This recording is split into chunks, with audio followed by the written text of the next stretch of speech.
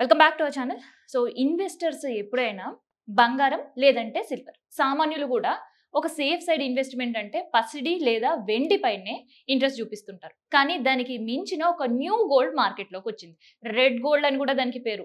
So దీంట్లో investment పెడితే మీ డబ్బు ఎక్కడికి పోదు, మాది గ్యారంటీ అంటున్నారు ఇన్వెస్టర్లు. సో ఇంతకీ ఆ రెడ్ గోల్డ్ అంటే ఏంటి? అండ్ బంగారం వెండి కంటే మించి ఇది రేటు పెరుగుతుందా? పెరిగితే ఎలా ఇన్వెస్ట్ చేయాలి అని ఆలోచిస్తున్నారు కదా. సో రెడ్ గోల్డ్ అంటే ఏమీ లేదు, కాపర్, అదే రాగి. సో రాగి పైన ఎవరైనా పెట్టుబడులు పెడతారా? లేదంటే రాగిని ఇన్వెస్ట్‌మెంట్‌గా చూస్తారా? అదొక పిచ్చి అని కొట్టి ఆరేసే వాళ్ళందరికి కూడా పిచ్చి కాదు, బంగారం, వెండి కంటే నేనే ఎక్కువ పెరుగుతున్నాను. చూడండి నా ట్రాక్ రికార్డ్ అంటుంది రాగి. అవును. సో ఎవరైనా ఇన్వెస్టర్‌లు గోల్డ్‌లో సపోజ్ ఒక 10,00,000 పెడితే గత నెలకి, ఈ నెలకి చూస్తే రూ. 10,000 బంగారం రేటు తగ్గింది. అంటే 10,00,000 పెట్టిన ఇన్వెస్టర్లు ఎంత లాస్ అయినట్టు? పోనీ కేజీ సిల్వర్ రేట్ మనం చూస్తుంటే దాదాపుగా 1000 అటో ఇటుగా 4,00,000 మార్క్ చేరిన సిల్వర్ ఠపీన పడిపోయింది. 3,00,000 చిల్లల్లో 2,00,000 దిగువలు కూడా వచ్చే ఛాన్సెస్ ఉన్నాయి అంటున్నారు మార్కెట్ అనలిస్ట్‌లు. సో అట్లాంటి సందర్భంలో ఒక 10,00,000 సిల్వర్ పైన ఇన్వెస్ట్ చేస్తే పరిస్థితి ఏంటి? సో లాసే కదా. కానీ లాంగ్ టర్మ్ ఇన్వెస్ట్‌మెంట్‌లో మంచి రిటర్న్స్ ఇస్తారు అని చెప్పినప్పటికీ ఇన్వెస్టర్‌లే పక్కకు పోయి తప్పుకునే పరిస్థితులు కనిపిస్తున్నాయి. సో పసిడి, వెండి పెరగడానికి ఎన్నో కారణాలు చెప్పినప్పటికీ అవి తగ్గడానికి కారణాలు లేకుండా తగ్గే పరిస్థితి కనిపిస్తుంది. సో అందుకనే ఎవరైనా గోల్డ్ బాగా రేట్ ఎక్కువ ఉన్నప్పుడు ఇన్వెస్టర్లు సిల్వర్ పైన పెడుతుంటారు. ఇక సిల్వర్ కూడా రేట్ పెరుగుతుంటే నెక్స్ట్ మెటల్ వైపు ఇన్వెస్టర్లు చూస్తుంటే కాపర్ వైపు. అందుకనే ఫ్యూచర్ అంతా కూడా ఇక కాపర్‌దే. అండ్ కాపర్‌కి సంబంధించి మంచి రేటు రిటర్న్స్ వస్తాయని చెప్పడంతో పాటు ఎలా నమ్మేది అని అనుకునే వాళ్ళందరూ కూడా కొన్ని ఎగ్జాంపుల్స్ ఇస్తున్నారు. సో మెయిన్‌గా కాపర్ పైన ఎందుకు అంత ఇంట్రెస్ట్ పెరిగింది అనే దానికి చాలా ఎగ్జాంపుల్సే చెప్తున్నారు అనలిస్ట్‌లు. ఇంతకీ వాళ్ళు చెప్పే ఎగ్జాంపుల్స్ ఏంటి అంటే, ఫస్ట్ సిల్వర్ రేట్ పెరగడంతో ప్రత్యామ్నాయ మెటల్ పైన అందరూ దృష్టి పడుతుంది. ఎందుకంటే ప్రతి ఒక్కరు సిల్వర్ కొని ఇండస్ట్రియల్ యూసేజ్ కావచ్చు, మిగతా యూసేజ్‌కి సిల్వర్‌ని కొనే పరిస్థితిలో లేకుండా దాటిపోతుంది రేట్. సో అందుకని దాన్ని ప్రత్యామ్నాయంగా రెడ్ గోల్డ్‌ని ఎంచుకుంటున్నారు. అదే రాగిని ఎంచుకుంటున్నారు. సో అదొక కారణమైతే, ఇంకొక కారణం ఏంటంటే వరల్డ్‌లోనే ది బిగ్గెస్ట్ కాపర్ ఎక్కడ దొరుకుతుంది అంటే ఇండోనేషియాలోని చిలీలో.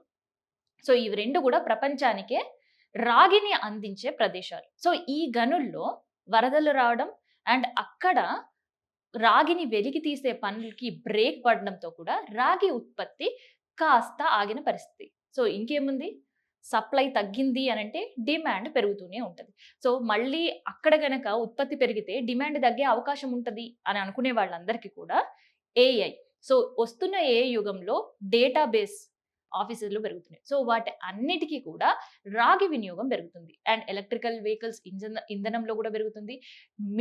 విండ్ మిల్స్ సంబంధించిన సంస్థలలో కూడా పెరుగుతుంది. ఇట్లా ప్రతి ఒక్క చోట కూడా రాగి వినియోగం పెరుగుతుంది. సో ఒక పక్క అక్కడ గనుల్లో తగ్గడం, ఇన్ కేస్ మళ్ళీ అది ఇంక్రీజ్ అయినప్పటికీ కూడా ఒక పక్క రాగి వినియోగంలోకి రావడం, సిల్వర్ ప్రత్యామ్నాయంగా రాగిని ఎంచుకోవడం, ఇవన్నీ కారణాలతో ఖచ్చితంగా ఫ్యూచర్ మొత్తం రాగిదే అని బల్లగుద్ది చెప్తున్నారు. అండ్ మరి ఇన్వెస్టర్లు ఎట్లా రాగిని కొనాలి? అండ్ సిల్వర్ అయితే మార్కెట్‌లో ఎళ్లి కొంటుంటారు. గోల్డ్ అయినా మార్కెట్‌లో ఎళ్లి కొంటుంటారు. లేదు భారీగా పెట్టుబడులు పెట్టాలి అనుకున్న వాళ్ళు డిజిటల్ గోల్డ్ వైపు, గోల్డ్ బాండ్‌ల వైపు ఇంట్రెస్ట్ చూపిస్తూ ఉంటారు. కానీ రాగి మరి పర్చేజ్ ఎలా? అండ్ రాగిలో రిటర్న్స్ ఎలా ఉంటాయి అని ఆలోచించే వాళ్ళందరికీ కూడా గతంలో పెరిగిన రాగి ట్రాక్ రికార్డ్ చూసుకోమని చెప్తుంది. సో గతంతో పోలిస్తే రాగి వినియోగంతో పాటు ట్రాక్ కూడా పెరిగింది. గోల్డ్ కంటే రిటర్న్స్ 100% ఎక్కువిస్తుంది. కేవలం దూసుకుపోతుందే తప్ప వెనక్కి తిరిగి చూసే పరిస్థితి లేదు. సో గోల్డ్ అక్కడో ఎక్కడో తగ్గుతూ గత నెలతో పోలిస్తే ఈ నెల 10,000 తులానికి తగ్గినప్పటికీ అండ్ సిల్వర్ లెక్క లేకుండా తగ్గినప్పటికీ రాగి పయనం మాత్రం బ్యాక్ స్టెప్ వేయట్లేదు. సో కంటిన్యూగా రాగి రేట్లు పెరుగుతూనే ఉన్నాయి. అండ్ దాంతో పాటు పెరుగుతూనే ఉంటాయి అని చెప్పడానికి హిందుస్థాన్ కాపర్ అనేది ఒక బిగ్ ఎగ్జాంపుల్‌గా చూపిస్తున్నారు అనలిస్ట్‌లు. సో హిందుస్థాన్ కాపర్ సంబంధించిన షేర్‌లలో, స్టాక్స్‌లలో ఎవరైతే ఇన్వెస్ట్ చేశారో వాళ్ళకి 110% రిటర్న్స్ వచ్చాయి అని లైవ్ ఎగ్జాంపుల్ చెప్తున్నారు. సో మరి ఇంకా ఎవరైనా రాగి పైన పెట్టుబడి పెట్టాలి అంటే ఈ కేజీల కొద్దీ, టన్నుల కొద్దీ రాగి కొనుక్కొని వచ్చి ఫిజికల్‌గా పెట్టుకునే పరిస్థితి ఉండదు. అండ్ ఉన్నా అది పాడయ్యే పరిస్థితి ఉంటుంది. మళ్ళీ దానికి ఎవరికి సేల్ చేయాలో అర్థం కాని పరిస్థితి. అందుకనే రాగి మార్కెట్ మొత్తం ఆన్‌లైన్‌లోనే. అంటే ఏదైతే కంపెనీలు రాగితో డీల్ చేస్తాయో, ఆ కంపెనీకి సంబంధించిన స్టాక్స్, షేర్స్‌లో పెట్టుబడి పెడితే అవి 100 రెట్లు లాభాల్లో చేకూరుస్తాయన్నమాట. సో, ఫ్యూచర్‌లో మొత్తం రాగి హవానే నడవబోతుంది సిల్వర్‌కి ప్రత్యామ్నాయంగా.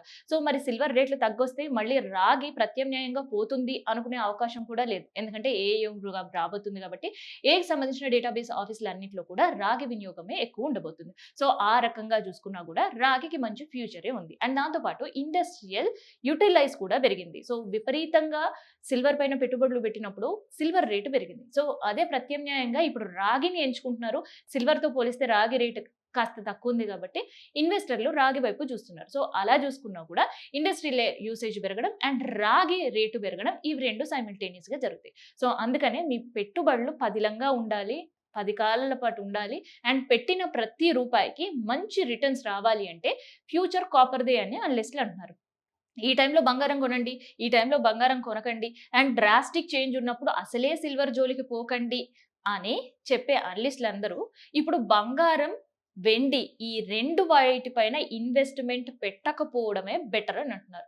సో, అందుకనే ఇన్వెస్ట్‌మెంట్ సేఫ్‌గా ఉండడం అండ్ పెట్టిన డబ్బులకి డోకా లేకుండా ఉండాలి అనంటే ఈ కాపర్ పైన షేర్లు గాని స్టాక్ మార్కెట్‌లలో పెట్టడం ఉత్తమమని సలహా ఇస్తున్నారు. ఎందుకంటే రష్యా గనక అమెరికాతో వాణిజ్య ఒప్పందాలు కుదిరినా, పునరుద్ధరించుకున్నా, లేదు డాలర్ మళ్ళీ బలపడ్డా, సో ఇవన్నీ సినారియోస్‌తో పాటు ఉక్రెయిన్, రష్యా యుద్ధం ముగింపు దశకుంది కాబట్టి ఇన్ కేస్ యుద్ధం ఆగినా, సో మళ్ళీ డాలర్ బలపడ్డం, బంగారం రేటు పడిపోవడం. ఎందుకంటే ఇన్వెస్టర్ల పైన మాత్రమే బంగారం ధర ఆధారపడి ఉంటది. కానీ కాపర్ మాత్రం అలా గాదు. సో ఏ పరిస్థితులున్నా ఇండస్ట్రియల్ యూసేజ్ ఆగదు అండ్ ఏఐ యుగం ఆగదు. సో అందుకనే సేఫ్ అండ్ సెక్యూర్డ్ ఇన్వెస్ట్‌మెంట్ అంటూ గూడా అనాలిసిస్ జేసి చెప్తున్నారు. సో ఇప్పుడు దేంట్లో పెట్టుబడి పెట్టాలి అనుకునేది మీరే డెసిషన్ తీసుకోండి.